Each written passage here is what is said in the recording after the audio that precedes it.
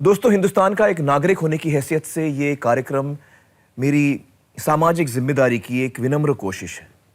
मैं अपने दर्शकों को ये यकीन दिलाना चाहता हूँ कि किसी भी इंसान को बदनाम करना, किसी के जज्बात को ठेस पहुँचाना या किसी के ऊपर कोई फैसला सुनाना, ये मेरा इरादा नहीं है।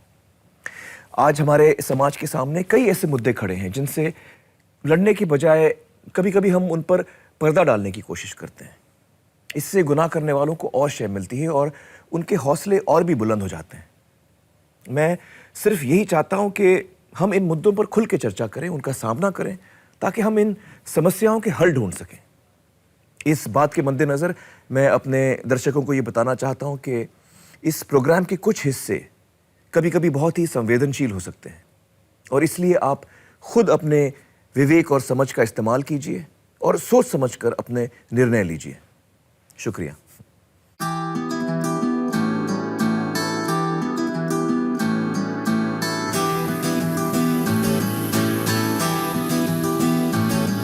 तेरा रंग ऐसा चढ़ गया कोई और रंग ना चढ़ सके, तेरा नाम सीने पे लिखा हर कोई आके पढ़ सके। है जुनून है तेरे इश्क का, ये जुनून है रग रग में इश्क तेरा दौड़ता, ये भावना सा खून है। तूने ही सिखाया सच्चाइयों का मतलब, तेरे पास आके जाना मैंने जिंदगी का मकसद। सत्यमेव सत्यमेव सत्यमेव जयते, सच्चा है प्यार मेरा, सत्यमेव जयते, सत्यमेव सत्यमेव सत्यमेव जयते। नमस्कार, आदाब, खुशामदीद, सत्यमेव जयते। दोस्तों, बच्चे जो हैं ना, वो माँ बाप की जान होते हैं। मैं भी एक पिता हूँ और मैं आपको बता सकता हूँ कि माँ बाप बच्चों के लिए कुछ भी झेल सकते हैं, बड़ी से बड़ी कुर्बानी दे सकते हैं। और अगर बच्चे को ज़रा भी तकलीफ होती है तो उससे 10 गुना ज़्यादा तकलीफ होती है माँ बाप को। लेकिन चाहे हम जितनी कोशिश कर लें अपने बच्चे को हर तरह से खुश रखने की, उसके बावजूद कभी कभी हमें ये पता नहीं चलता कि उनके मन की गहराइयों में क्या विचार चल रहे हैं। कुछ ख्याल, कुछ जज्बात, कुछ डर जो शायद वो हमसे ना बांटें। और कभी कभी हम में से कुछ माँ बाप को इसके लिए बहुत भारी कीमत चुकानी पड़ती है।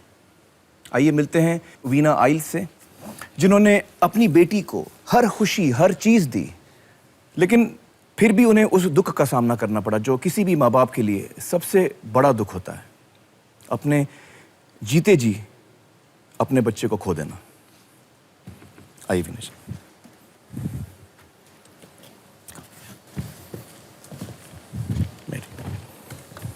Please sir.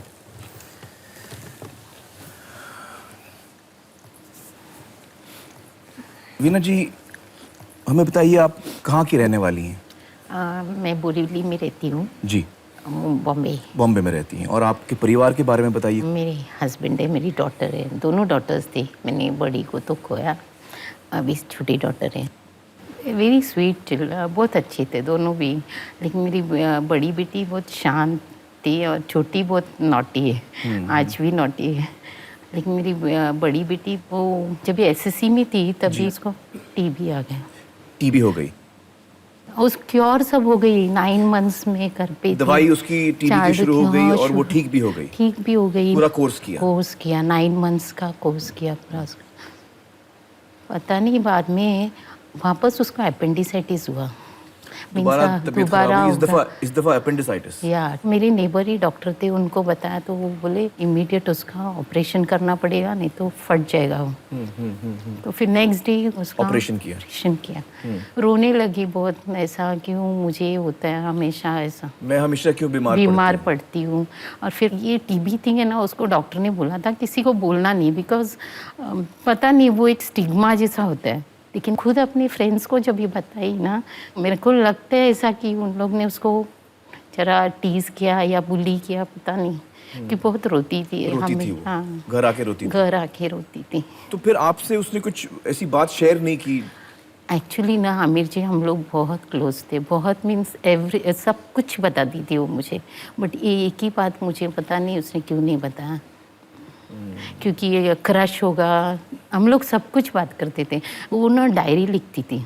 अच्छा। और वो डायरी ना एक दिन क्या किया उसने, वो साइकोलॉजी स्टडी कर रही है ना, उसने क्या किया डायरी अपने रूम में ओपन रखी और मुझे बोलती है मम्मी मैंने डायरी ओपन रखा है, आई ट्रस्ट यू कि तुम वो पढ़ेगी नहीं।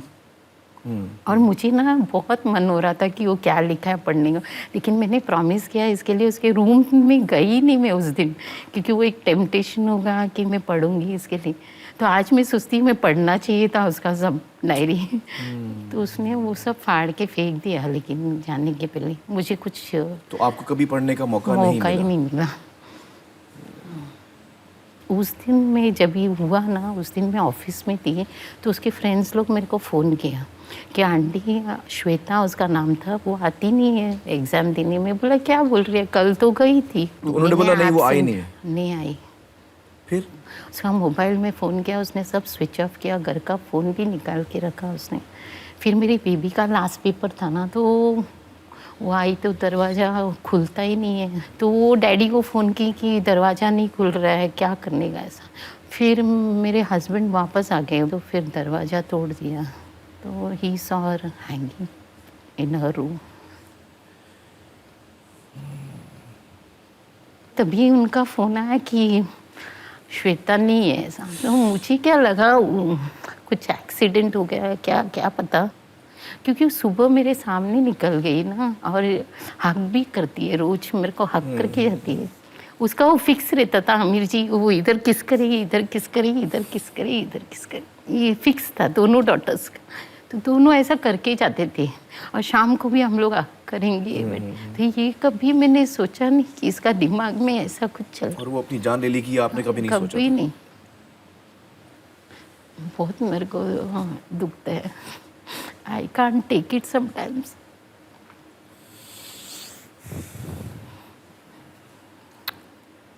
It's very painful.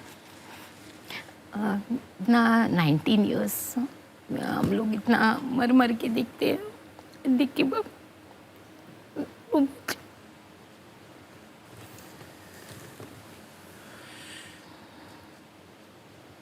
I don't know. मैं आज भी जब भी प्रे करती हूँ उसके लिए, खुदा को यही बोलती कि मुझे भी माफ़ करना, उसे भी माफ़ करना। बिकॉज माँ के पता नहीं मैं कहाँ गलत कही, मैंने कभी उसको सीधा रास्ता दिखाया नहीं दिखाया, पूछा मुझे माफ़ करना, उसका सोल को भी माफ़ करना, इतने ही मांगती हूँ। और हर दिन वही बोलती, कोई बच्चे को ये थॉट ना आए ऐसे। वीना जी, हम दुआ मांग सकते हैं आपके लिए और हाँ, श्वेता के लिए? Thank you.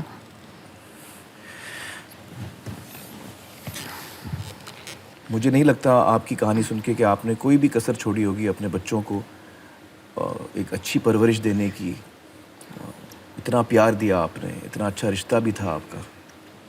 बहुत बहुत शुक्रिया हमसे बातचीत करने का। Thank you so much. Yes. आइए।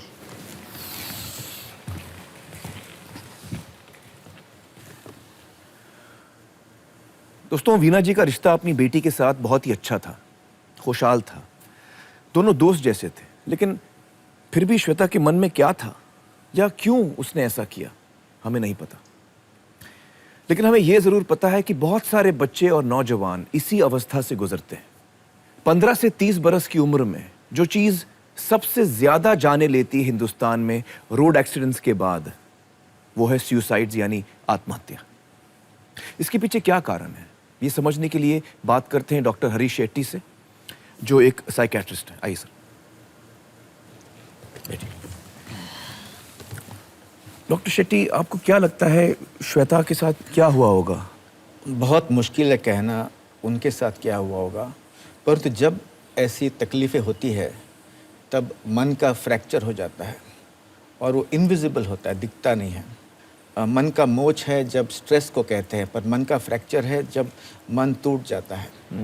यदि मुझे नींद कम हो गई कुछ दिनों से, मुझे बहुत गुस्सा आती है, मुझे कुछ अच्छा नहीं लगता है, मुझे ऐसा लगता है कि ऑफिस बंद हो जाए, तो मुझे इमीडिएटली मेंटल हेल्थ चेकअप करना चाहिए किसी काउंसलर या किसी साइकेट्रिस्ट से, ये चीज़ पहचानने के लिए कि मेरा मन का मोच हुआ है या मन का फ्रैक्चर हुआ है। मोच और फ्रैक्चर उस व्यक्ति पहचान नहीं सकते हैं, वो डॉक्टर पहचान वो डॉक्टर पहचान पाते हैं। और इसका इलाज है, जैसे डायबिटीज में शक्कर बढ़ती है तो पिघलाने के लिए इंसुलिन है, वैसे ही जब मन के विचार, खराब विचार बढ़ते हैं तो उसे कम करने के लिए काउंसलिंग या दवाई है। दोनों चीजें हैं। दोनों चीजें हैं, तो उसका इलाज होना बहुत आवश्यक है। और इसका इलाज मुमकिन है? बिल्कुल मुमकिन है, पॉसिबल है। डॉक्टर साहब, हमें डिप्रेशन के बारे में, खास डिप्रेशन के बारे में बताएं। इसको हिंदी में, हम डिप्रेशन को हम हिंदी में क्या कहेंगे? उदासीनता कहते हैं, बहुत ज्यादा उदासीनता। लेकिन उदास तो हम अक्सर जिंदगी में होते हैं, कभी कभी कोई बुरी खबर आती है तो हम उदास हो जाते हैं। परंतु जब उदासीनता इतनी बढ़ती है कि हम इमोशनली पैरालाइज हो जाते हैं, भावनात्मक कोमा में जाते हैं, हमें लगता है कि स्विट्जरलैंड और कोई झोपड़पट्टी में कोई फर्क नहीं है, सेम लगता है। हमें ऐसा लगता है कि छोटा सा फाइल उठा के काम करने में बहुत तकलीफ होती है, किसी से बात करने में बहुत तकलीफ होती है, आवाज सहन नहीं होता है, ऐसा लगता है कि लोग यहाँ से चले जाएं। तो उदासीनता की एक हद पहुंच जाती है। युवकों को काफी बार मैं अच्छा नहीं दिखता हूँ, इससे भी काफी उदासीनता होती है। और गर्लफ्रेंड नहीं है तो भी लोग आजकल आत्महत्या करते हैं, बॉयफ्रेंड नहीं है तो करते हैं। ये जो पीयर प्रेशर जो है, हाँ। छोटे से बच्चे, 8-10 साल के बच्चों को भी उदासीनता हो सकती है। आजकल सभी मानसिक रोगों की उम्र कम होती जा रही है, घट रही है। एक बच्ची थी 10 साल की, उसने कहा कि मुझे भगवान के पास जाना है। फैमिली खुश हो गए, अध्यात्म में बहु रस है। मैंने कहा ये अध्यात्म में कोई रस नहीं, ये सुसाइड इसका मन स्टेटमेंट है, और भी सुसाइड स्टेटमेंट है। मुझे दूर जाना है, मुझे घर से भाग जाना है, मैं पृथ्वी पर बोझ हूँ, मेरे वजह से फैमिली को बहुत तकलीफ हुई है, मुझे मरना है। और ऐसे सेंटेंसेस किसी ने सीरियसली लेना चाहिए। तो इमीडिएटली मेंटल हेल्थ चेकअप होना बहुत इंपॉर्टेंट है। अक्सर लोगों को लगता है कि यार इसमें हमारी बदनामी होगी कि मैं जा रहा हूँ अपना मेंटल चेकअप कराने, क्या मैं दिमागी पेशेंट हो गया हूँ। तो ये एक लोगों में शर्म होती है। ये शर्म बिल्कुल नहीं होनी चाहिए। बिल्कुल। जब हमको बुखार आता है हमको शर्म नहीं आती, कुछ भी बीमारी होती है तो हमको शर्म नहीं आती। हम चाहते हैं कि जल्द से जल्द हमारा इलाज हो, और यही नजरिया हमारा मानसिक रोगों की तरफ भी होना चाहिए। बिल्कुल। डॉक्टरों को जब मैं बताता हूँ कि ये बात, आपको आत्महत्या के विचार है क्या, खुल के पूछने से कोई डर नहीं है, और ये विचार उसके मन में जाएगा भी नहीं। तो ये सवाल माँ बाप को, बच्चों को भी पूछना चाहिए। बिल्कुल। जब भी कोई बच्चा या कोई व्यक्ति काम पे जाने की इच्छा नहीं कर रहा है, स्कूल बोलता है मैं बिल्कुल नहीं जाऊंगा, वो कॉट पे सोया रहता है, सीधा पूछना चाहिए आत्महत्या के विचार है क्या।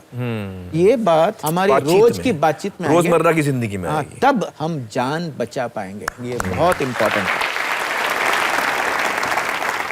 दोस्तों, अगर आप किसी जज्बाती परेशानी से गुजर रहे हैं और आपके मन में आत्महत्या का ख्याल आ रहा है और आपको मदद की जरूरत है, तो आप फौरन वांद्रेवाला फाउंडेशन की हेल्पलाइन पे फोन करिए, वो आपकी मदद करेंगे। उनका नंबर और ईमेल इस वक्त आपकी स्क्रीन पर है। आप अपनी पहचान, अपना नाम भी गुप्त रख सकते हैं। डॉक्टर शेट्टी, ये डिप्रेशन या उदासीनता हिंदुस्तान में कितनी फैली हुई है? अभी एक ऐसा रिसर्च हुआ था, फैमिली डॉक्टर के पास जो भी पेशेंट्स जो जाते थे, 4 में से 1 को डायग्नोजेबल मेंटल इलनेस था। उसमें एंजाइटी और डिप्रेशन सबसे बड़ी इलनेस थी। 4 में से एक, ये बहुत बड़ी बात है। 8 से 12% लोगों को साइकेट्रिक इलाज कभी भी जरूरत पड़ती है, और स्ट्रेस में जो लोग हैं वो काफी, उनकी संख्या बहुत बहुत बड़ी है। मेंटल इलनेस बहुत कॉमन है। ये इतना क्यों बड़ा है, क्या बात है? ऐसा है कि आजकल हम 100 साल की जिंदगी 10 साल में जीने चाहते हैं, और साथ साथ किसी से बातचीत हमारी कम हो गई। हमारी इमोशनल कांटेक्ट टाइम, भावनात्मक बातचीत जो होना चाहिए वो कम हो गई है। तो जब डिस्कनेक्शन बढ़ता है, दूरी बढ़ती है, तब तनाव बढ़ती है। तनाव बढ़ता है तब लोग रास्ते पर किसी के ऊपर गुस्सा करते हैं, घर में अपने बच्चों को बहुत पीटते हैं, और ऐसे करते करते हर एक उम्र में, स्कूल में देखिए ना आमिर जी, 3 स्कूल बच्चे जाते हैं, 6 घंटा स्कूल, 4 घंटा क्लासेस और 2 घंटा माँ का ट्यूशन। खेलने के लिए समय नहीं है। जब बच्चे खेलेंगे नहीं तो तनाव जरूर बढ़ेगा, जब बच्चे सोएंगे नहीं तब तनाव जरूर बढ़ेगा। तो यदि हमने इस स्टेज पर इलाज करेंगे तो आगे उदासीनता का बीमारी होने की संभावना कम होगी, मेजर मेंटल इलनेस होने की संभावना कम होगी, और मन का फ्रैक्चर होने से हम बचा पाएंगे। और कौन से माइनर मेंटल इलनेसेस हैं, उनका नाम बताइए हमें। पैनिक अटैक जो बोलते हैं, Panic जिसमें attack, हमें घबराहट होती है, मेरी जान चली जाएगी, मुझे फ्लाइट से बहुत डर लगता है, मुझे ऊंचाई से बहुत डर लगता है, मुझे लिफ्ट में जाने में दिक्कत होती है, बंद डोर पे मुझे बहुत तकलीफ बंद होती है, कमरों में मुझे बहुत तकलीफ होती है। इसके साथ साथ जनरलाइज्ड एंजाइटी डिसऑर्डर, हर एक बार आगे कुछ खराबी होगा, चिंता। वो तो मुझे भी हमेशा लगी रहती है। मुझे हमेशा चिंता लगी रहती है कि मेरे बच्चे ठीक हैं कि नहीं हैं, किरण जी ठीक हैं कि नहीं हैं, मेरे भाई बहन ठीक हैं कि नहीं। ये सर्वसाधारण जो चिंता है वो आना आवश्यक है, जिससे हम समाज को, हमारी फैमिली से अच्छा बेहतर हम बर्ताव करते हैं। पर इतनी चिंता आती है जिससे अपना काम अटक जाता है, काम ही नहीं कुछ पर कर पाते। हाँ, लोगों के साथ संबंध नहीं रख सकते हैं, किसी का फोन आया तो उसे लगता है यार इसने फोन क्यों किया, और यह चिंता इस हद तक बढ़ जाती है, इस हद तक बढ़ जाती है और जिंदगी खराब हो जाती है। उसके बाद मन का फ्रैक्चर होकर मेजर डिप्रेशन की बीमारी भी उसके साथ हो सकते हैं। ओसीडी क्या होता है डॉक्टर साहब? ऑब्सेसिव कंपल्सिव डिसऑर्डर कहते हैं। उसमें क्या होता है कि मेरा हाथ गंदा है, मुझे बार बार साफ करना चाहिए। ऑब्सेशन यानी ये इर्रेशनल विचार है, ये पता है मुझे फालतू विचार है, पर मुझे बार बार मेरे हाथ साफ हैं, फिर भी 10 बार दोगे, ये मैं विचार रोक नहीं पा रहा हूँ, और मैं अपने एक्शन को भी रोक नहीं पा रहा हूँ। कंपल्शन कहते हैं इसको, कंपल्शन कहते हैं, जो हम हाथ से धोते हैं, हम रोक नहीं पा रहे। और ये विचार को जो कहते हैं ऑब्सेशन कहते हैं। हाँ। डॉक्टर शेट्टी में बताइए, पोस्ट ट्रॉमेटिक जो डिसऑर्डर होता है, इसमें क्या होता है? कभी हमारी कार का एक्सीडेंट हो जाता है, घर टूट जाती है, मेरे सामने किसी की मौत होती है, बाढ़ आ जाती है, कोई ऐसा इंसिडेंट आया, टेररिस्ट एक्ट होता है या राइट्स होते हैं, रेप के बाद भी होता है, और ऐसे समय पर कुछ समय के बाद अचानक ऐसे लग सकता है कि हादसा अभी हो रहा है, नींद कम हो सकती है, इस विषय से हम दूर भागते हैं। कभी कभी घबराहट भी हो सकती है, इसके साथ साथ उदासीनता भी हो सकती है। तो इसका भी इलाज है और होना चाहिए। इसका इलाज लेना बहुत जरूरी है।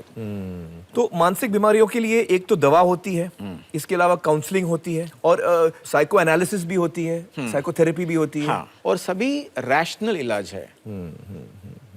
मुझे बताइए कि जो लोगों को जरूरत है ट्रीटमेंट की, कितने लोगों को एक्चुअली ट्रीटमेंट मिलती है, कितने लोग एक्चुअली ट्रीटमेंट ये लेते हैं? 40 से 50% लोग तो पहुंचते नहीं हैं। कुछ लोग जो पहुंचते हैं लेट पहुंचते हैं। मेंटल इलनेस या टाइफाइड जल्द इलाज करेंगे तो तकलीफ जल्दी अच्छा हो जाती है। हार्ट की तकलीफ हो तो डॉक्टर के पास भागते हैं लोग, कोई चांस नहीं लेते, क्योंकि उन्हें लगता है कि उनकी फोटो लग जाएगी। मन का रोग है तो माफ कीजिए, पर वो ज्यादातर मंदिर दरगाह के आगे पीछे घूमते रहते हैं, पर ऐसे घूमते फिरते वो बहुत समय व्यर्थ करते हैं, और इससे इतनी तकलीफ होती है। तो ऐसे लोगों से बचना है हमको, हमें अंधश्रद्धा से दूर जाना है, श्रद्धा को कायम रखना है। सही कहा आपने। डॉक्टर शेट्टी, बहुत बहुत शुक्रिया हमसे बातचीत करने का, थैंक यू सो मच। दोस्तों, जैसे डॉक्टर शेट्टी ने हमें बताया कि डिप्रेशन एक बीमारी है, आइए मिलते हैं ऐसे दो लोगों से जिन्होंने इस बीमारी को बहुत करीब से देखा है। अरुणा प्रकाश मुंबई की रहने वाली हैं। जिंदगी में उन्होंने कई उतार चढ़ाव देखे हैं, लेकिन हर मुश्किल का सामना उन्होंने हिम्मत से किया। आज 72 साल की उम्र में भी वे काफी सक्रिय हैं, लेकिन उनकी जिंदगी में एक ऐसा दौर आया था जब वो जिंदगी से पूरी तरह मायूस हो चुकी थी। ना उन्हें किसी चीज की कमी थी, ना ही कोई परेशानी, फिर भी उन्हें सुकून नहीं मिल रहा था। पढ़ लिख कर विदेश सेटल हो चुके बच्चों की याद आती थी। खाली घर काटने को दौड़ता था। एक अजीब डर, एक अजीब निराशा उन्हें घेरने लगी थी, और इसी घुटन से तंग आकर एक दिन उन्होंने आत्महत्या करने की कोशिश की। अपनी जिंदगी को अलविदा कहने की कोशिश 24 साल की उम्र में यतिन नाडकर्णी ने भी की थी। एक रिश्ते में चोट खाने के बाद यतिन एक अरसे तक उस गम से उबर नहीं पाए, ना ही उन्होंने अपना गम किसी से बांटा। धीरे धीरे उनका जिंदगी से लगाव कम होने लगा। मरने का ख्याल उनका साए की तरह पीछा कर रहा था। इसी मानसिकता के चलते उन्होंने आत्महत्या करने की कोशिश की। खुशकिस्मती से अरुणा प्रकाश और यतिन नाडकर्णी, इन दोनों को जिंदगी ने एक और मौका दिया। अरुणा जी, यतिन, बहुत बहुत शुक्रिया हमारे साथ जुड़ने का। आप दोनों का एक एक्सपीरियंस रह चुका है डिप्रेशन के साथ। हम जानना चाहेंगे यतिन पहले आपसे कि उस वक्त जब आप डिप्रेशन में थे, आपकी क्या फीलिंग्स होती थी, आपके क्या विचार होते थे? मुझे कुछ करने की चाह नहीं होती थी, यू नो, सोता रहता था, एक ही विचार बार बार, यू नो, जैसे एक टेप रिकॉर्डर चल रहा है और वही टेप रिकॉर्डर बार बार चल रहा है, वही विचार इतने बार आते थे कि मैं थक जाता था। उस वक्त मुझे ऐसे लगता था कि मैं एक कुआं है और मैं कुएं में उल्टा गिर रहा हूँ और नीचे जा रहा हूँ और जितना नीचे जा रहा हूँ उतना ही आसपास अंधेरा नजर आ रहा है, महसूस हो रहा है, हाँ, बढ़ रहा है। और जो ऊपर जो मुंह है कुएं का, उसमें से जो लाइट आती है, रोशनी आती है, वो धीरे धीरे छोटी हो रही है, दूर जा रही है मेरे से, और एकदम असहाय हूँ, और नीचे और फिर धड़ करके नीचे आप गिरेंगे। हाँ, गिर गया। सो एक जो फीलिंग थी वो बहुत स्ट्रॉन्ग थी। आप किसी को कुछ कह नहीं पाए उस वक्त? आपको नहीं लगा मैं किसी को बोलूं? एक्चुअली मैंने शेयर किया था, मैंने फ्रेंड्स को बताया था कि मुझे जीने की तमन्ना नहीं है, अच्छा, आपने कहा ये? लेकिन फ्रेंड्स हैं और उन्होंने सीरियसली नहीं लिया? हाँ, उन्होंने मजाक में उड़ा दिया या ऐसे ही। देखिए, ये बहुत जरूरी है, ये नोट करना बहुत जरूरी है कि जब भी हमारा दोस्त, हमारे परिवार वाले ऐसा कुछ हिंट भी करें तो हमें उस चीज को सीरियसली लेना चाहिए। मैं अपना एक्सपीरियंस बताता हूँ। जी। बहुत बार सिचुएशंस आते थे जो मुझे बहुत ही नीचे ढकेल देते थे, तो तभी मुझे बहुत ही ज्यादा लगता था कि आज मुझे करना है, लेकिन कभी हिम्मत नहीं पड़ती थी। फिर मैंने डिसाइड कर लिया, ठान लिया कि मैं एक डेट और टाइम फिक्स करूंगा और उसी वक्त करूंगा। और क्या हुआ कि उसी सवेरे मेरा जो परिवार है उनको कहीं बाहर गांव जाना था अर्जेंटली, और एकदम से ऐसे लगा कि यूनिवर्स इज कॉन्स्पायरिंग, कायनात मुझे बोल रही कि यही सही वक्त है। फिर मैंने अटेम्प्ट किया, तब मैं बहुत ही डर गया था और मेरा फुल बॉडी ऐसे कांप रहा था। फिर मैंने एक फ्रेंड को फ़ोन किया और मैंने उससे बोला कि अच्छा, जस्ट मुझसे बात करो। करने के बाद, मतलब हाँ, कोशिश के बाद? हाँ, क्योंकि मैं बहुत डरा हुआ था। उसने बोला कि अच्छा, मैं अभी बात नहीं कर सकता हूँ, मुझे जल्दी से बाहर जाना है, और उसने फ़ोन रख दिया। अरे बाप। तो मैंने घर में जो मंदिर होता है वहाँ पे प्रार्थना की और मैं अपने बेड पे जाके सो गया। मेरा जो फ्रेंड जिसको मैंने फ़ोन किया था, उसको मेरे आवाज़ में कुछ गड़बड़ लगी। अच्छा। और वो तुरंत घर से निकल के सीधे मेरे घर आया। अच्छा, वो डायरेक्टली आपके घर पे आ गया? और बहुत दूर से आया और टाइम पे पहुंचा। ओह। और वो मुझे हॉस्पिटल लेके गया, वक्त पे पहुंच गया वो, और हाँ, आपकी जान बचाई उसने। हाँ। क्या नाम है आपका ये दोस्त? Aniruddh. Just in time. Aruna ji, हमें बताइए कि आपके जो बच्चे चले गए घर छोड़ के, तो आप बहुत उदास हो गई थी और आप इस डिप्रेशन में चली गई थी। कैसी कैफियत होती थी, क्या महसूस करती थी आप? एक अजीब सा हाल था, मुझे खुद पता नहीं चलता था कि मैं जिंदा हूँ या जीती जाती लाश हूँ। सब कुछ वही था, वही घर था, वही चार दीवारी थी, लेकिन तब भी सब कहीं कुछ नहीं था। जब मैं फ्रिज में से दही निकाल के टेबल पर रखती थी तो मेरे सामने ऐसा लगता था कि बच्चे दही के लिए झगड़ा करते थे कि पहले दही मैं काटूंगा। प्लेट लगाती थी तो मन में ऐसा एहसास होता था, बच्चे कहते मम्मी आलू का पराठा, या मेरा छोटा बेटा कभी पूरी वगैरह बना रही होती थी तो कहता था, स्टूल पे रख के साथ में खड़ा हो जाता था, मम्मी मैं पूरी उतरवाऊंगा। तो मुझे उनके वो चेहरे सारे टाइम याद आते थे, चुभते थे। उन दिनों ये मोबाइल और ये चैट वीडियो नहीं होता था। 3 मिनट में शायद 106 या 115 रुपए लगते थे। तुम कैसे हो, खाना खाया, तबीयत ठीक है ना? बस इतने में मेरे हस्बैंड के और बच्चों की बात हो गई। लेकिन वो पेट में जो एक फांस, एक छुरी सी लगती थी ना, रोया भी नहीं जाता था। किसके लिए रो, बच्चे तो बहुत खुशी में हैं, बहुत अच्छा कर रहे हैं। तो मेरे को लगता था शायद मेरे बच्चे पढ़ाई में ज़्यादा अच्छे निकल गए, अगर शायद थोड़े बुद्धू रहते तो यहीं रह जाते। लेकिन हमने सोचा कि उनका भविष्य है, उनको अपॉर्चुनिटीज़ देनी चाहिए। भेज तो दिया, लेकिन माँ का मन बहुत चोर होता है। चोरी हो जाता है लेकिन मानता नहीं है, और माँ के मन को झुटलाना बहुत मुश्किल होता है। लीपा पोती कितना भी कर दो, लेकिन जब खुरच के देखो ना तो माँ माँ रहती है। तो फिर मेरा खीर बनाना बंद हो गया, पालक की पूरी बनानी बंद हो गई, साड़ियाँ खरीदनी धीरे धीरे कम हो गई, जिंदगी उदास हो गई, निष्क्रिय हो गई, स्पंदन नहीं रहा। सुख को मैंने जितना मुट्ठी में कसकर बांधा, जब मैंने मुट्ठी खोली तो मेरी मुट्ठी खाली थी। तो मेरे को एहसास हुआ कि ये जीना कैसा। हाँ, मैंने वो कोशिश करी, नाकामी हुई, लेकिन उस टाइम जब मुझे हॉस्पिटल में लेके जा रहे थे, मुझे अभी तक याद है, अंदर से ही मेरे से एक आवाज़ आई, मुझे जीना है, तुम मुझे नहीं छीन सकते। और मैं वापस आ गई।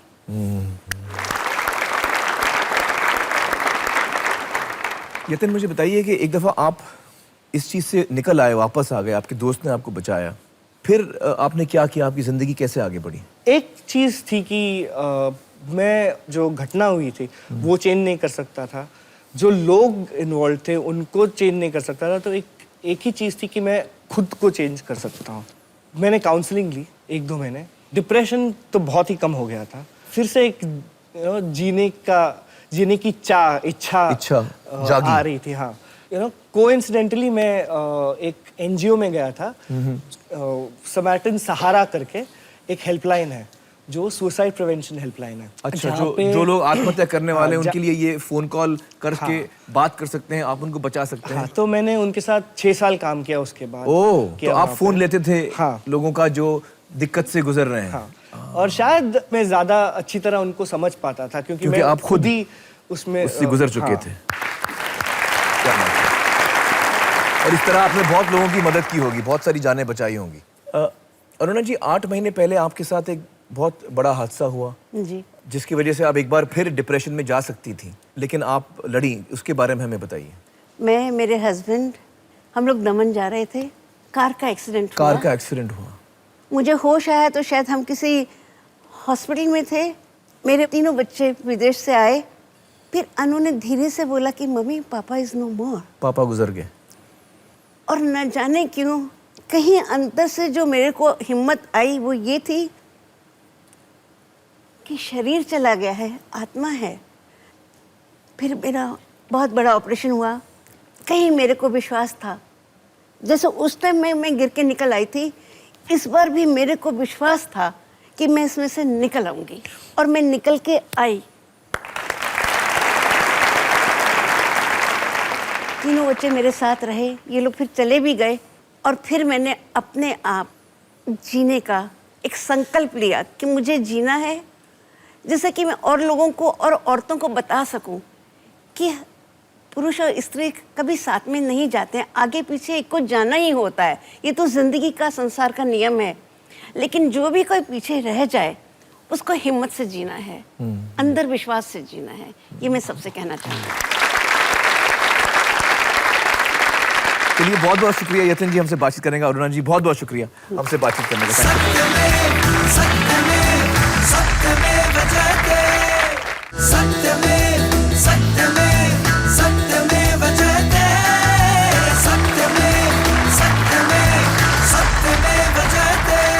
वेलकम बैक दोस्तों, इस वक्त हमारे साथ मौजूद हैं रत्ना चिब्बर जी। रत्ना जी, बहुत बहुत शुक्रिया हमारे साथ जुड़ने का। हमें बताइए कि आप कहाँ की रहने वाली हैं, आपकी पैदाइश कहाँ की है? मैं वैसे अम्बाला में पैदा हुई थी, हम लोग पंजाबी हैं, लेकिन क्योंकि मेरे पिताजी फौजी थे तो हम बहुत घूमे, मतलब, और लास्ट में उनकी पोस्टिंग इलाहाबाद में हुई थी। अच्छा। तो मेरा बचपन वहीं बीता है, तो मुझे वहीं की यादें हैं मेरे को। और आपके परिवार में आपके भाई बहन? मैं और मेरा छोटा भाई, बस हम दो थे, और हमारे माँ बाप।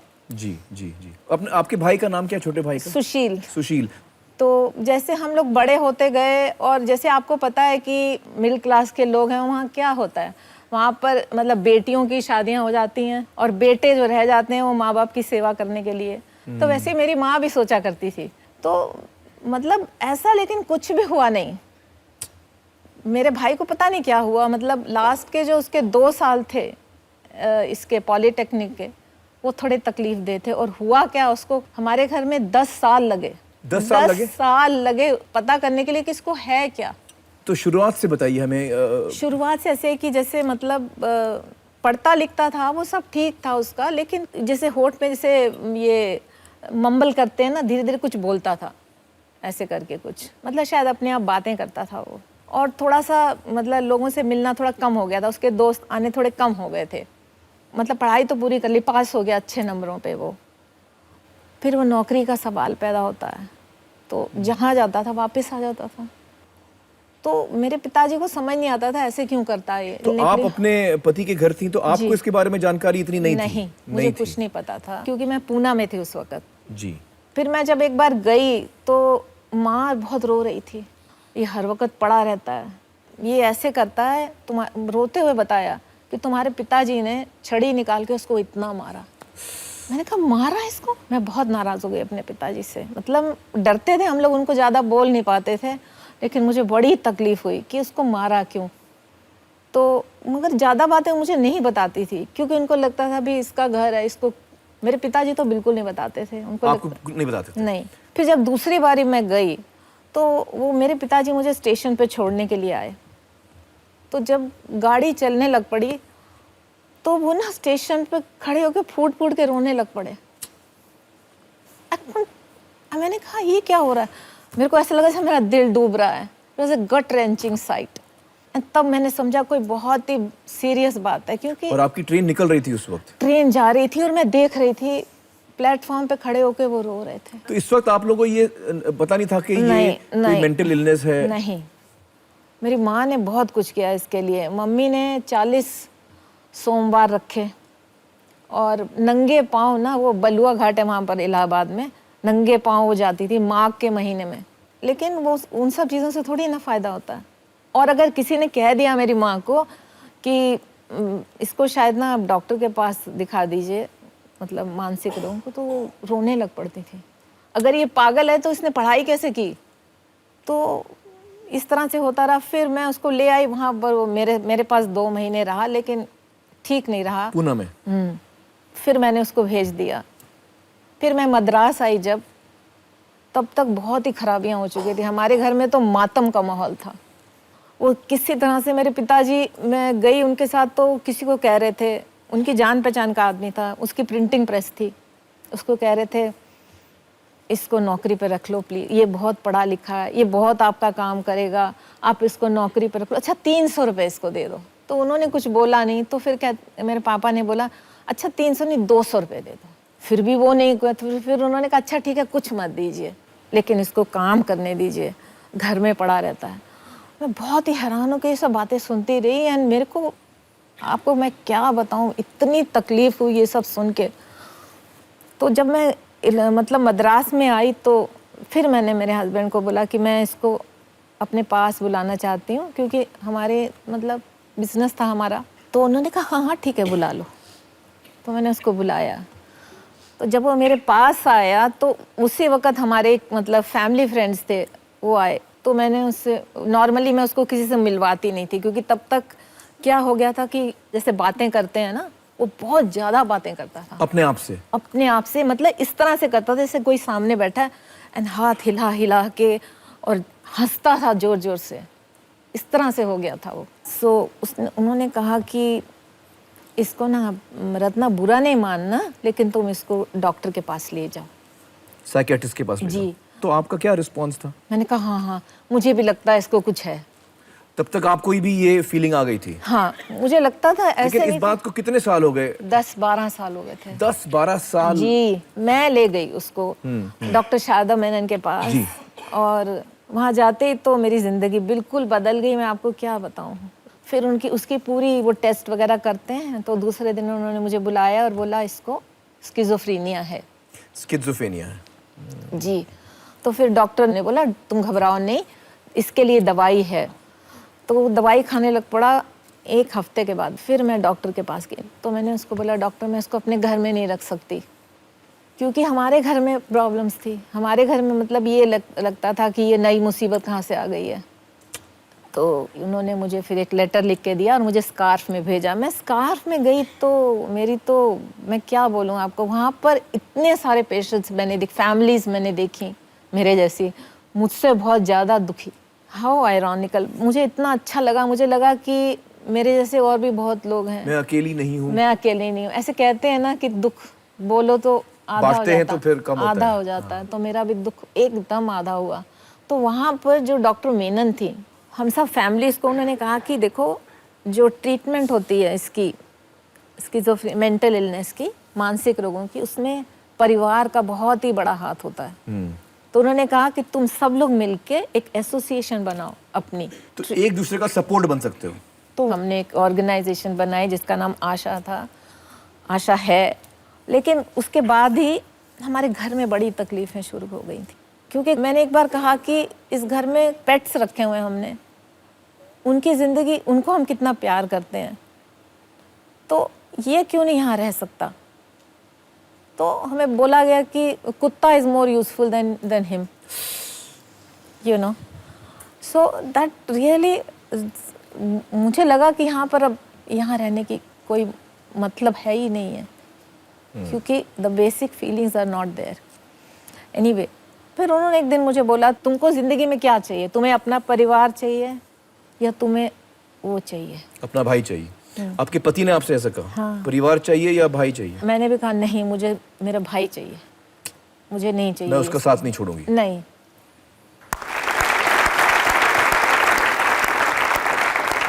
अगर मैं उसका साथ छोड़ देती ना, तो वो तो ही वुड कहीं पर सड़क पर जाके ख़त्म हो जाता वो। अगर मैं उसके साथ रही हूँ तभी उसकी ज़िंदगी अभी आज पटरी पे है, नहीं तो क्या होता आप बताइए आमिर। मतलब ऐसा हो गया कि बहुत लोग मेरे खिलाफ हो गए, सब कहने लगे मैंने मर्यादाओं का भंग किया है। फिर मैंने एक छोटा सा 2 बेडरूम का एक फ्लैट लिया मैंने चेन्नई में जी, और अपने माँ बाप को मैंने वहाँ रखा और मेरे भाई को वहाँ रखा। जो मेरा बेटा था वो कहता था आप लोग ऐसे मत करो, लेकिन मेरी बेटी ने कहा कि मैं तुम्हारे साथ जाऊँगी। तो मैंने उसको बोला वहाँ हमारे पास कुछ नहीं है, तुम रह सकोगी वहाँ पे? तो उसने कहा हाँ मैं रह लूँगी। वो मेरे साथ आई। और आपकी बेटी इस वक्त यहाँ हमारे वो साथ है, बैठी है।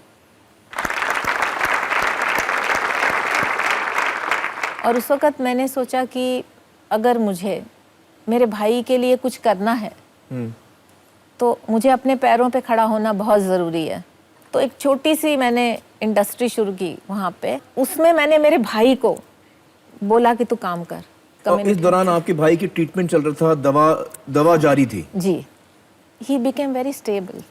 उसके बाद मैंने दवाई से बहुत उसको फायदा हुआ? जी, होता ही है वो तो। उसने इतना अच्छा काम किया, मैं क्या बताऊँ। तो मुझे लगा कि उस वक़्त मुझे लगा कि अगर ये कर सकता है ये, तो मैं स्कार्फ में इतने देखती हूँ जो पेशेंट्स हैं स्कार्फ जी में, तो मैंने उनको मैं क्यों ना काम दूं? जी। ओह। तो फिर मैंने डॉक्टर से बोला स्कार्फ में कि आप 2 लोगों को भेजो। और फिर जैसे समय बीतता गया, डॉक्टर शादा मैनन ने फिर एक बारी मुझे बुलाया और उन्होंने मुझे बोला कि एक होम है यहाँ पर, मतलब पुराना, वो बंद हो रहा है, जहाँ पर 18 पेशेंट्स हैं, तो तुम वो 18 पेशेंट्स जो हैं उनकी देखभाल करो। अच्छा, आपसे कहा? मतलब आशा से कहा। आपकी जो एसोसिएशन थी? जी जी जी, फैमिलीज की। हाँ। जी। तो हमने वो होम, उसको वैसे ही हमने ले लिया and we started taking care, मतलब उनका हम देखभाल करने लग पड़े। फिर हमने उसको एक्सपैंड किया। उस वक़्त मैं बहुत सारे ऐसे लोगों से मिली जो मुझे इतने पढ़े लिखे नज़र आए। जो पेशेंट्स थे? जी। BE, MSc, BSc gold medalist, ऐसे ऐसे लोग थे और इस तरह से रह रहे थे। तो मैंने कहा अच्छा ठीक है। फिर भगवान का नाम लेके एक शॉप हमने खोली वहाँ रेंट पे, और उसमें हमने जो हमारे अंदर लड़के बैठे थे ना, उनको बाहर लाना शुरू किया। जो बीमार थे, जो जी जी जी, मानसिक रोग, 4 लोग उसमें, 3 पहले आए हमारे साथ और उनको उस शॉप में डाला। उस शॉप में हम स्टेशनरी बेचते थे और मेरे को लगता था पता नहीं क्या होगा। पहले दिन मैं जब शाम को आई तो उन्होंने बोला, इतने खुश, कह रहे हैं मैडम हमने 100 रुपए की सेल करी है। 100 रुपीज़। हाँ, बस उसके बाद तो हमने फिर मुड़ के देखा नहीं पीछे। वो मुझे कहते थे मैडम ऐसा है कि हम एक कॉफ़ी वेंडिंग मशीन लगाते हैं। मैंने कहा अच्छा ठीक है। फिर एक PCO लगाया उन्होंने। अच्छा। एक आइसक्रीम की वो हमने डाला। दुकान को बढ़ाते गए? बढ़ा दिया, बहुत बढ़ा दिया। और उसमें अभी कामयाब होती गई? बहुत कामयाब हुई। उसके बाद हमने 3 और खोली। 3 और दुकान? जी। उस वक्त क्या हुआ, एक उसी गली में एक चाइनीज डॉक्टर थे, उनका क्लिनिक था। वो 2 लड़के उसमें से उनके क्लिनिक में गए और वहाँ पर जो पेशेंट्स बाहर बैठे रहते हैं उन सबको बोला कि हमारी यहाँ शॉप है, जहाँ हम कॉफ़ी वगैरह देते हैं। आप लोग आओ वहाँ पे।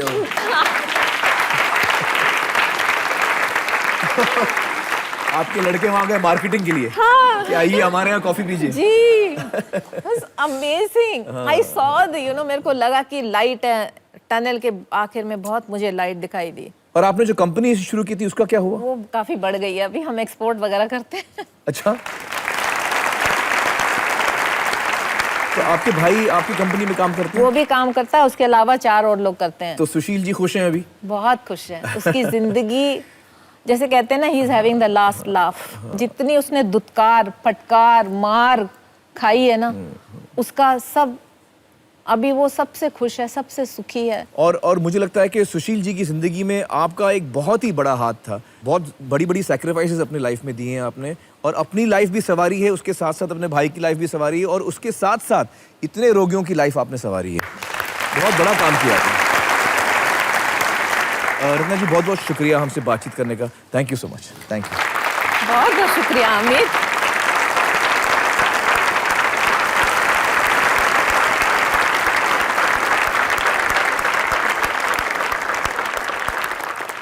दोस्तों मैं आपको याद दिला दूं कि हर हफ्ते की तरह शो खत्म होते ही ठीक 12:30 बजे मैं आपके साथ स्टार प्लस पर लाइव रहूंगा। चलिए दोस्तों, हम बात करते हैं एक और डॉक्टर से, एक साइकेट्रिस्ट से, जो हमें इस बीमारी को समझने में मदद करेंगे। मैं नेता देना चाहूँगा डॉक्टर सुदीप्तो चटर्जी को। आइए डॉक्टर सुदीप्तो, हमें बताइए कि स्किज़ोफ्रेनिया क्या होता है? स्किज़ोफ्रेनिया एक बहुत ही गंभीर मानसिक बीमारी है जिसमें कुछ खास सिम्टम्स होते हैं। पहली बात तो ये है कि हमारे अंदर एक बाउंड्री रहती है कि क्या सही है, क्या गलत है। तो स्किज़ोफ्रेनिया में ये जो बाउंड्री है, इसमें गड़बड़ हो जाती है। तो मतलब मिसाल के तौर पे कहूँ कि अगर मुझे लग रहा है कि इस वक्त दिन है लेकिन वाकई में इस वक्त अगर रात है, तो ये एक अंतर आता है। तो जो सच्चाई है उससे मैं परे हो जाता हूँ। बिल्कुल। और स्किज़ोफ्रेनिया में एक सिम्टम होता है कि अकेले बैठे बैठे आपको लगता है कि कोई आपसे बात कर रहा है, कोई आपको बुला रहा है, और आप जवाब भी देते हैं। और वो जब हम जवाब देते हैं तो बाहर के लोगों को दिखता है कि एक आदमी बैठे अपने अकेला आप से बात कर बड़बड़ा रहा है। तो ये बहुत मुश्किल हो जाता होगा, क्योंकि जब आप उसको कहते हैं कि तुम किससे बात कर रहे हो, तो उसको लगता है भाई मैं तो बात कर रहा हूँ, इसको क्यों नजर नहीं आ रहा है? तो इसको हम हैलुसिनेशन कहते हैं। और जब कई पेशेंट्स को डर भी लगता है कि कोई मुझे मारने की कोशिश कर रहा है, इसको क्या कहते हैं? ये जो भ्रम होते हैं कि मेरे खिलाफ सब साजिश कर रहे हैं, इसको हम डिल्यूशन कहते हैं। डिल्यूशन। और पैरानोया को क्या कहते हैं? पैरानोया है ये शक। अगर ये पानी है तो मुझे ये बिल्कुल महसूस है कि आमिर खान मुझे यहाँ बुला के ये जहर वाली पानी पिलाने के लिए इतना बड़ा एक साजिश ड्रामा किया है उसने। तो अगर मैं आपको पानी दूंगा तो आप और डर जाएंगे कि यार ये मुझे पानी पिला रहा है। अब मेरे शक सच हो रहे। तो ऐसे और कौन से गंभीर मानसिक रोग हम देखते हैं? एक तो स्किज़ोफ्रेनिया हो गई, दूसरा जो है उसको कहते हैं हम बाइपोलर मूड डिसऑर्डर। इसमें क्या होता है? बाइपोलर मूड डिसऑर्डर में 2 चीज होते हैं। एक होता है कि आप बिना कारण से इतने खुश हो जाते हैं कि किसी और को दिखता नहीं है कि इतना खुश होने का कारण क्या है। हर चीज तेज तेज हो जाती है। आपके सोच विचार, आपकी बात की करने की जो शैली है, जैसे गाड़ी चल रहा है, फुल एक्सीलरेटर, कोई ब्रेक नहीं है। तो ये जो चढ़ाव की जो पोल है, एक मूड ये होता है जिसको हम मेनिया कहते हैं। लेकिन आप जितना ऊपर चढ़ेंगे उतना ही नीचे गिरेंगे। तो इसका दूसरा दूसरा है सिवियर डिप्रेशन। आम डिप्रेशन से ज्यादा और भी ज्यादा सिवियर होता है। वो गाड़ी का सिर्फ ब्रेक ही है, एक्सीलरेटर बिल्कुल नहीं है। हर चीज स्लो, सोच विचार, चाल चलन, बात करना, और हर चीज नकारात्मक। इसमें दोनों चीजें, एक ही इंसान को कभी ऊपर जाता है, वो कभी एकदम नीचे गिर जाता है। और मेनिया के एपिसोड में और एक जो बहुत बड़ा तकलीफ देती है कि आपका जो जजमेंट है, मुझे क्या करना चाहिए, क्या नहीं करना चाहिए, वो बहुत खत्म हो जाती है। तो आप गलत चीजें करते हैं, रिस्की चीजें करते हैं। आप रिस्की सेक्सुअल बिहेवियर, आप या तो अल्कोहल या कोई भी और नशे में जाते हैं। और वो जो रियलाइजेशन होती है बाद में कि मैंने ये किया, तो डिप्रेशन होता है। तो बहुत ज्यादा डिप्रेशन होता है। तो ये जो गंभीर मानसिक रोग हैं, इनका भी इलाज उतना ही मतलब मुमकिन है? बिल्कुल मुमकिन है, सही वक्त पे और सही इलाज। तो हमारे पास इस वक्त काफ़ी दवाई हैं जिससे हम इस्तेमाल पेशेंट का करके फायदा हो सकता है। बहुत फ़ायदा हो सकता है। मान लीजिए कि अगर पेशेंट इलाज लेता है, अच्छा इलाज लेता है, तो फिर उसके कितने चांसेस हैं कि वो अपनी प्रैक्टिकल लाइफ एक दफ़ा फिर जीना शुरू कर दे? ये बहुत ज़्यादा डिपेंड करता है कि किस वक्त पे ट्रीटमेंट चालू हुआ है।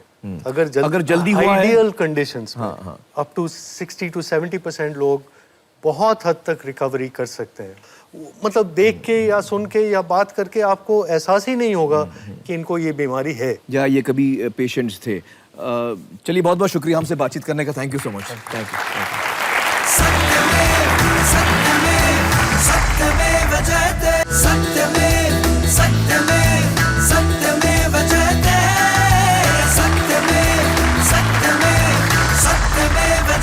वेलकम बैक दोस्तों। मानसिक रोगों का इलाज है और दुनिया भर में रोगियों का इलाज होता है, उन्हें डॉक्टरी मदद मिलती है, लेकिन हम आमतौर पे ऐसे मरीजों के साथ कैसा व्यवहार करते हैं, आइए देखते हैं। मानसिक रोगों को हमारे देश में अक्सर एक बीमारी के रूप में देखा ही नहीं जाता, जिसका खामियाजा पीड़ित को भुगतना पड़ता है। इन रोगों और इनके इलाज की संभावनाओं के प्रति अज्ञानता के चलते परिवार वाले इस बात से अनजान होते हैं कि इन बीमारियों का इलाज संभव है। रोगी के परिवार को अक्सर सामाजिक कठिनाइयों का भी सामना करना पड़ता है। स्टिग्मा बहुत ज़्यादा होता है, उनकी फैमिलीज को आइसोलेशन में जाना पड़ता है बहुत बार, और ये लोग अपने ये ऐसे ही बच्चों को, या बेटा है या बहू है या कोई भी है उनके घर में, उनको वो छुपा के रखते हैं, वो सामने कभी नहीं लाते। दूसरी ओर देश में कई मानसिक रोग के अस्पतालों की हालत भी ठीक नहीं है। आप किसी मेंटल हॉस्पिटल में घुसे तो वहाँ की हालत इतनी खराब होती है, इतनी बदबू होती है कि आप बर्दाश्त नहीं कर पाएंगे। पर्याप्त बिस्तर नहीं होते, जो होते हैं उनमें खटमल रहते हैं, तो रोगी सो नहीं पाते। वो लोग खुद मानते हैं कि उनके यहाँ मरीजों का यौन शोषण हो रहा है। इसके चलते या तो रोगियों को घरों के अंदर ही बांध कर रख दिया जाता है, या इलाज के लिए ओझाओं, तांत्रिकों और बाबाओं के पास ले जाया जाता है। ऐसी जगहों पर झाड़ फूंक और भूत प्रेत भगाने के नाम पर रोगियों को तरह तरह की शारीरिक यातना दी जाती है।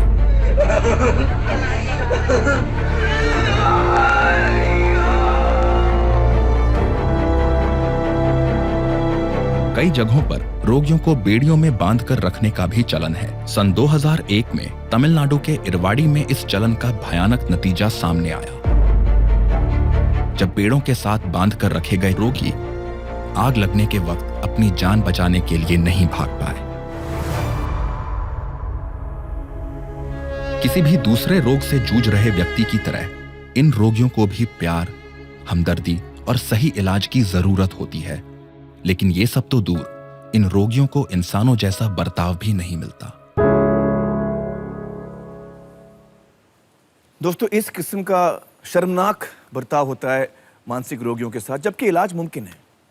लेकिन इन हालातों की मार सिर्फ मानसिक रोगियों को ही नहीं झेलनी पड़ती, उनका परिवार, वो लोग जो उनकी देखभाल कर रहे हैं, वो किन हालात से गुजरते हैं, ये बयां करना मुश्किल है।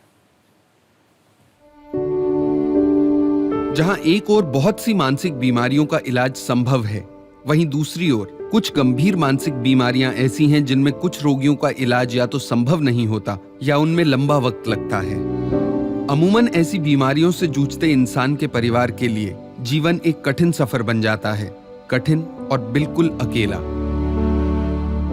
सहानुभूति और मदद की बजाय समाज और रिश्तेदार बहिष्कार कर देते हैं, जैसे कि रोगी और उसके परिवार ने कोई जुर्म किया हो।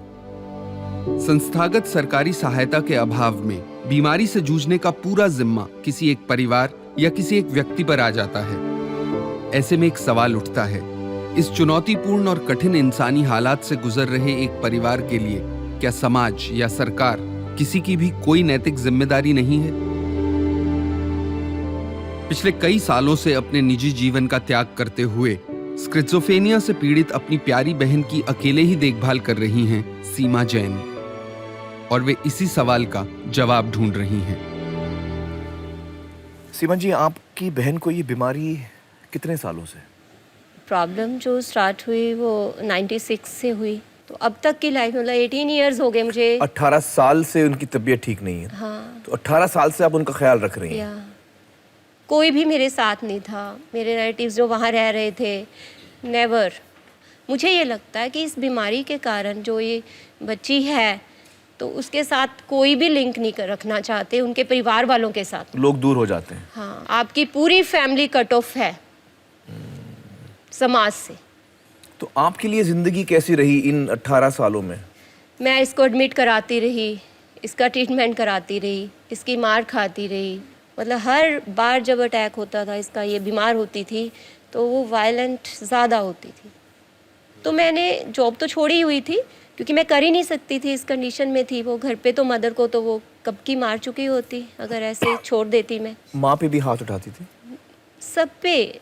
आप देखो ना कि मैं मार खा रही हूँ, इट्स ओके।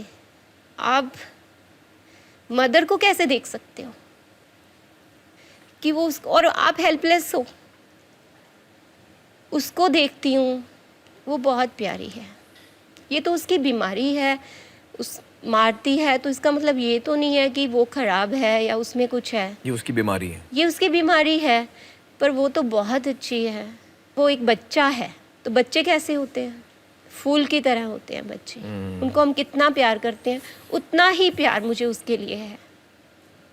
इन 20 सालों में 8 इयर्स में डॉक्टर ने कहा कि अब हमारे पास कोई मेडिसिन नहीं है। और फिर इसकी ECT स्टार्ट की, मतलब इलेक्ट्रिक शॉक। तो फिर वो उसको 5 दिन ये डाउन फेज़ में रहती थी घर पे ECT के बाद। वो डाउन फेज़ भी बहुत मुश्किल है। यूरिनेशन के लिए जाना नहीं, बीच में यूरिन कर देना, कपड़े चेंज नहीं करना, कुछ खाना नहीं है। तो एज ए गर्ल उसको और भी प्रॉब्लम्स हैं, उसमें भी वो गंदा है। और उसकी स्मेल को टॉलरेट करना, उसकी बेडिंग चेंज नहीं कर सकते आप। तो कितना मुश्किल है ये सब। मैं आप सबसे भी कहती हूँ, इतने डॉक्टर्स बैठे हैं, वो आप लिख देते हो दवाई, इज़ इट ओके? आपका काम पूरा है, यू आर सेटिस्फाइड।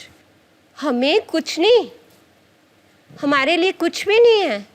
कोई काउंसलिंग नहीं है वहाँ पे। कैसे करना है, क्या कैसे करना है? स्किज़ोफ्रेनिया है, वायलेंट नेचर है, आप कैसे करोगे? मतलब मेरे लिए तो ये हो गया कि इसकी तो कोई दवाई नहीं है, अब मुझे तो ऐसे ही रखना है। और मुझे क्यों ऐसे रखना है? मुझे बताइए, मैं क्यों सह रही हूँ? किस लिए? सुबह से लेकर शाम तक मैं पूरा दिन कैसे पास करूँ, मेरे दिमाग में यही चलता है। रात निकल जाएगी, हर रोज़ मरते हैं, हर सुबह जिंदा होते हैं। हम खुद ही गिरते रहे, हम खुद ही संभलते रहे। लेकिन मैं एग्जॉस्ट होती जा रही हूँ। लिमिट मेरी अब क्रॉसिंग हो चुकी है, लिमिट्स की क्रॉस कर चुकी हूँ। मतलब अब और नहीं सहा जाता मेरे से। मेरी लाइफ का आप डॉक्टर्स को, गवर्नमेंट को, दुनिया को, समाज को, मेरी लाइफ, मेरे घर वालों की, वो प्रेशियस नहीं है किसी के लिए? उसकी कोई वैल्यू नहीं है कि मैं ऐसे अपनी लाइफ गुजारूंगी? मतलब क्यों नहीं गवर्नमेंट के पास इस साथ ही साथ इस चीज का क्यों नहीं है? फैमिलीज के लिए, इस किस्म के सिवियर केसेस के लिए सपोर्ट सिस्टम सरकार की तरफ से जरूर होना चाहिए। सीमा जी, आपकी जिंदगी बहुत ही मुश्किल रही है, लेकिन सारी मुश्किलों के बावजूद जिस प्यार और मोहब्बत से आपने अपनी बहन की देखभाल की है, उसके लिए हम आपको सलाम करते हैं।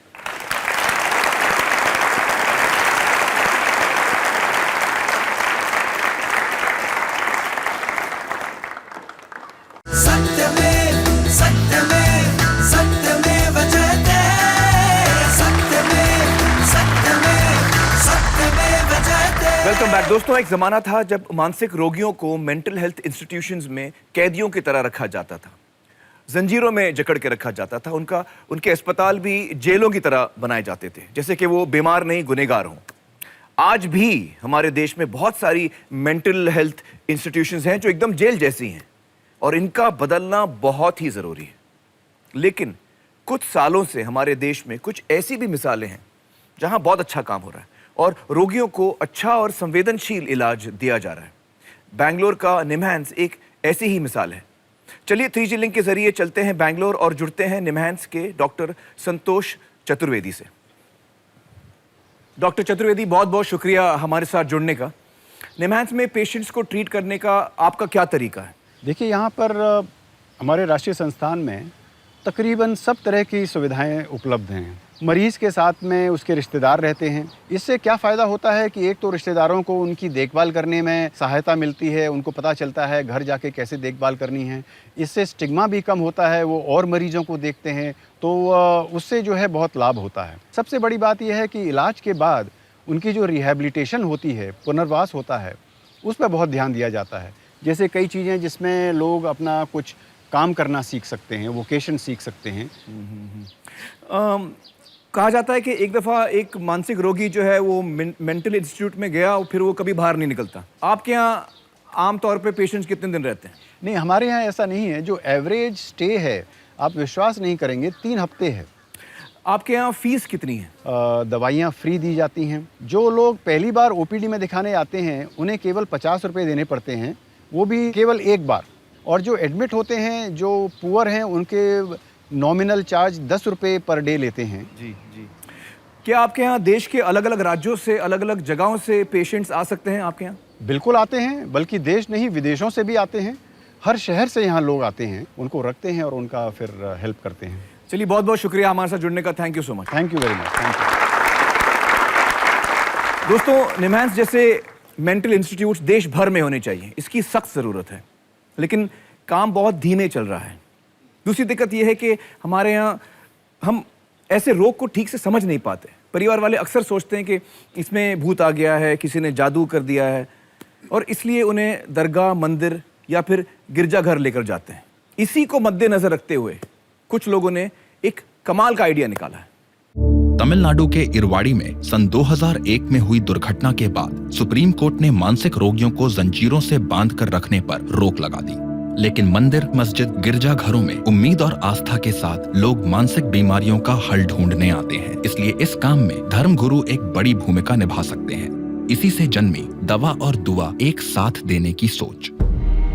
इसी सोच को अपनाया गुजरात की एक दरगाह ने, जहां हर साल हजारों मानसिक रोगी अपने इलाज की तलाश में आते थे। हम लोग दरगाह में गए, दरगाह के ट्रस्टियों से बात करी, हमने उनके साथ ग्रुप्स बनाने शुरू किए, उनको मानसिक बीमारियों के बारे में समझाना शुरू किया।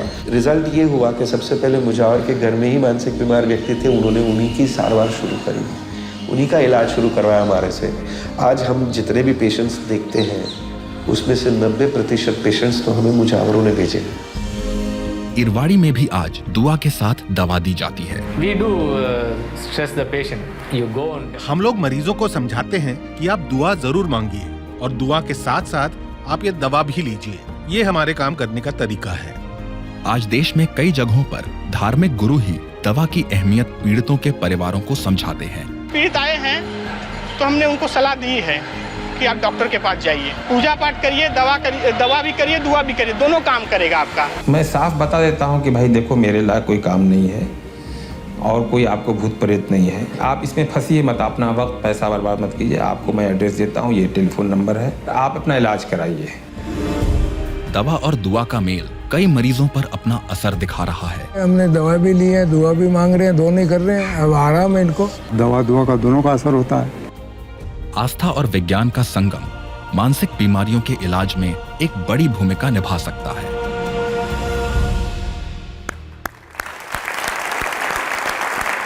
दोस्तों, हमारे साथ मौजूद हैं सिस्टर लूसी कुरियन, पंडित शंभुनाथ शुक्ला और सैयद हाजी साहब। बहुत बहुत शुक्रिया आप तीनों का यहाँ पर आने के लिए।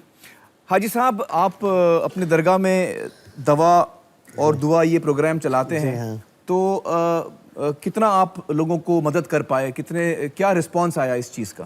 मैं वैसे मदद तो करने के लायक नहीं हूँ, मगर जुबानी तौर पे सब मदद तो अल्लाह की तरफ से ही होती है। जी जी। मगर फिर भी मैं जिस जगह पैदा हुआ हूँ, जहाँ खिदमत गुजारी कर रहा हूँ, वहाँ बहुत से तकलीफ ज़दे आए। और पहले जब मैं छोटा था, जवानी का आलम था जी, तो काफ़ी लोग संगली से बांधते हुए थे, तो मुझे दिल में ऐसा होता था कि ये ना होना चाहिए। चेन से बांधते थे? हाँ, मैं छोटा था तो मेरी इतनी ताकत तो नहीं थी कि मैं लड़ सकूँ सबसे, मगर जहन में ये बिठा के रखा था कि मैं इसको ख़त्म करके रहूँगा। फिर इरवाड़ा में बंस हुआ, जो अभी देखा हमने। जी जी जी। उसके बाद में वुमेंस राइट और सुप्रीम कोर्ट के नामदार जज आए, तो उन्होंने बोला कि भाई यहाँ चेन बांधना मना है। और मैंने विद इन 2 मंथ के अंदर बंद करवाया, जब मैं एज ए चेयरमैन था दरगाह ट्रस्ट में। तो इससे बहुत फायदा हो रहा है लोगों को? हो रहा है, तो आंखों देखी बात है। और आज सबसे ज्यादा अगर कोई खुशी होती है तो मुझे होती है कि इंसानियत का भला हो रहा है बस। जी जी, बिल्कुल सही कहा आपने। पंडित जी, बहुत सारे लोग मानते हैं कि ये तांत्रिक विद्या से ये चीज़ें ठीक हो सकती हैं या झाड़ फूक से ये हो सकता है, तो आप उनको क्या समझाते हैं? हम तो झाड़ फूक के बारे में उनको बताते ही नहीं, और ना तो झाड़ फूक बाबा योगी से इसे ठीक होता है। ये मंदिर, मस्जिद, दरगाह, चर्च में कहीं भी जाइए, भगवान से प्रार्थना करिए, वहाँ थोड़ा शांति मिलता है, लेकिन ठीक डॉक्टर द्वारा ही होता है।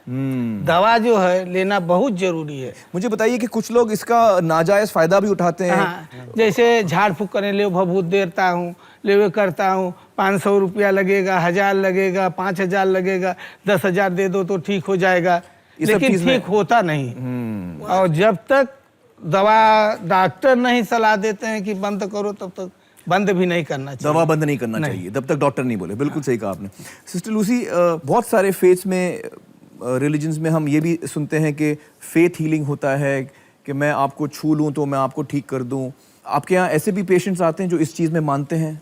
हाँ, बहुत सारा पेशेंट्स ऐसे आते हैं कि उनका विश्वास है हम चर्च में जाएंगे तो हम ठीक हो जाएंगी। बहुत पेशेंट्स ऐसा भी हैं बिल्कुल औषध लेने के लिए तैयार नहीं है, और हम लोग ने उनको हलू हलू बोल के तैयारी करना मांगता, धीरे धीरे उनको तैयार किया। हाँ, क्योंकि उनका इतना विश्वास है उसके ऊपर। हम लोग एकदम से जाके बोलेंगे तुम चर्च में जाएंगे तो कुछ होने वाला नहीं है, बोले ऐसा गुस्सा से बोल देंगे तो उन लोग और ये ज़्यादा टूट जाएंगे। एक बार ऐसा हो गया था, एक औरत हमारे पास आई थी, वो औषध लेने के लिए थे शायद, वो बोल रहे थे मैं फादर के पास जाएंगा तो ठीक रहेगा। और मैंने फादर को बोले, फादर आप क्या कर रही हूँ, उनको बता देना कि दवा चाहिए। हाँ। तो फादर को मैं हलू काउंसलिंग किया पीछे से, फिर फादर ने उसको वो तरफ से लेके गया और बता दिया बेटी तुमको दवा लेना चाहिए, दवाई भी लेने का जरूर है। तो एक बार फादर बोलने के बाद उसको विश्वास बैठा, हाँ मैं अभी करेंगे।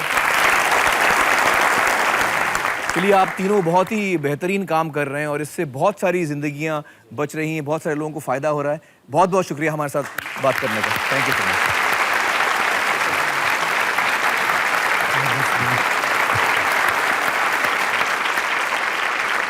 दोस्तों, दुआ के साथ दवा देने का काम परिवर्तन नाम की संस्था भी कर रही है। इसके अलावा हाफ वे होम्स और community based mental health rehabilitation, इस प्रकार के कई काम परिवर्तन देश के कई राज्यों में कर रही है। परिवर्तन से डॉक्टर हमीद दाभोलकर इस वक्त हमारे साथ हैं। हम चाहेंगे कि आप परिवर्तन को आगे बढ़कर सपोर्ट करें। स्क्रीन पर दिए गए नाम से चेक बनाकर आप अपनी नज़दीकी एक्सिस बैंक शाखा पर जमा करा सकते हैं। आप चाहें तो उनकी वेबसाइट पर ऑनलाइन ट्रांसफ़र भी कर सकते हैं। इसके बारे में पूरी जानकारी आपको एक्सिस बैंक की किसी भी शाखा पर मिल जाएगी। आप चाहें तो एयरटेल मनी के जरिए भी अपना सहयोग परिवर्तन को दे सकते हैं। उसकी जानकारी इस वक्त आपके स्क्रीन पर है। इसके अलावा सत्यमेव जयते की फिलैंथ्रोपी पार्टनर रिलायंस फाउंडेशन भी परिवर्तन को 1 करोड़ रुपयों का योगदान देगी।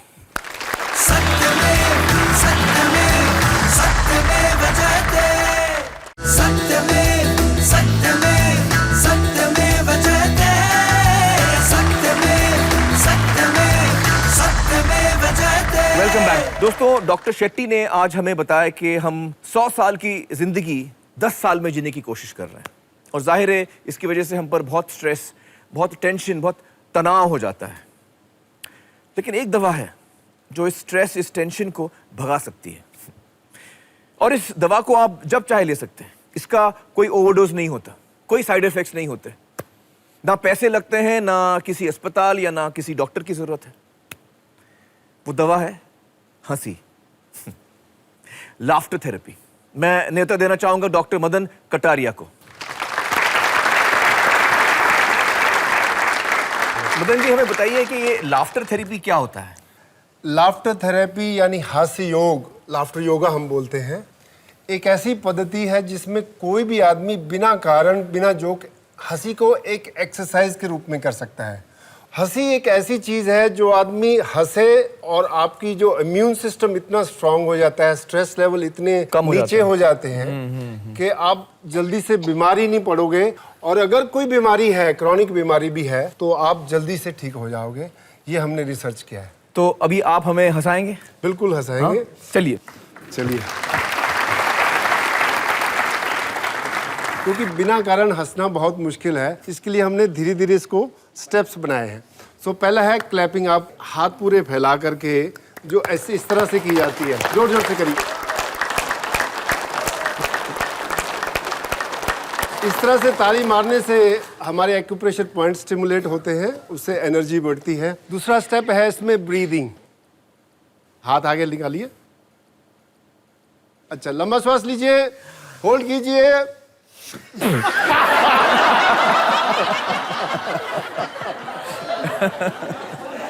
अभी पहले पहले नकली हंसेंगे और वो असली हंसी में अपने आप कन्वर्ट हो जाता है जब हम मिलके हंसते हैं। रेडी? 1 2 3 गो।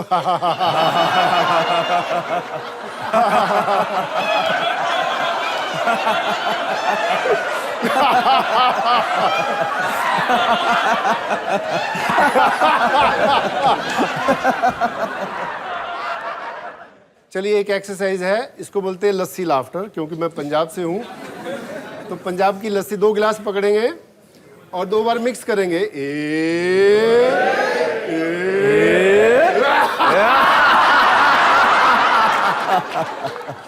ओके, इसको कहते हैं क्रेडिट कार्ड बिल लाफ्टर। तो आप एक हाथ उठाइए ऐसा, और ऐसा समझिए आपका क्रेडिट कार्ड का बिल आ गया, उसको देख के हंसेंगे। रेडी? एक दूसरे को दिखाना।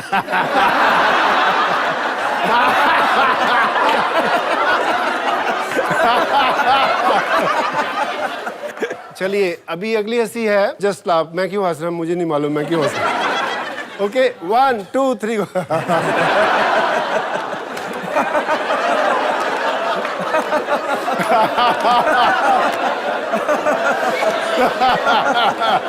चलिए, अभी झगड़ा भी करेंगे तो हंसते हुए करेंगे। रेडी? हाँ। चलो, 1 2 3 गो।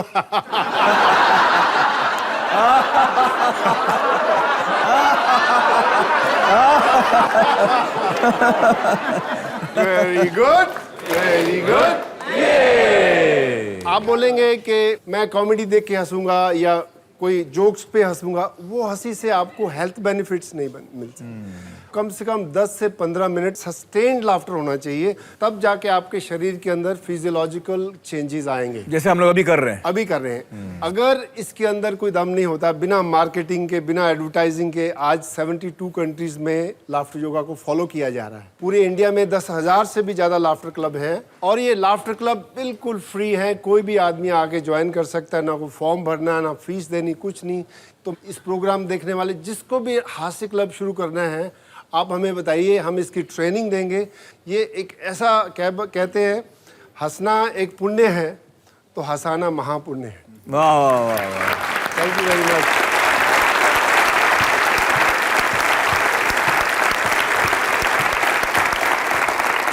Thank you, thank you, thank you, thank you. दोस्तों, मैं आपको याद दिला दूं कि अब से कुछ ही मिनटों में शो खत्म होते ही मैं आपके साथ स्टार प्लस पर लाइव रहूंगा। अपने सवाल, अपने सुझाव, अनुभव आप मेरे साथ बांट सकते हैं लाइव। तो दोस्तों, मानसिक रोग यानी मेंटल इलनेस भी किसी भी शारीरिक बीमारी की तरह ही है, जैसे डायबिटीज या ब्लड प्रेशर।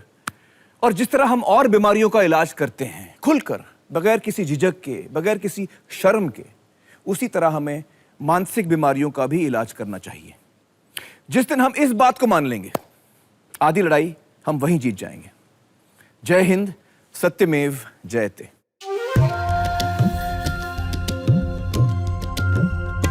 देखो सावन आयो रे, देखो सावन आयो रे, डाली डाली रंग बरसायो रे, देखो सावन आयो रे।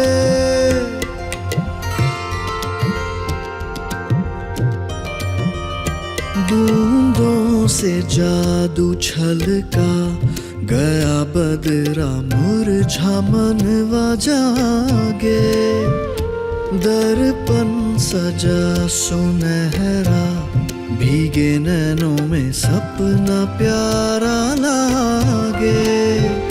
भीनी भोर ये आशा लिए आई है अंगना मोरी, सतरंगी साज से सुर सजा, बीने मधुर ये होरी। डाली डाली रंग बरसायो रे, देखो सावन आयो रे, देखो सावन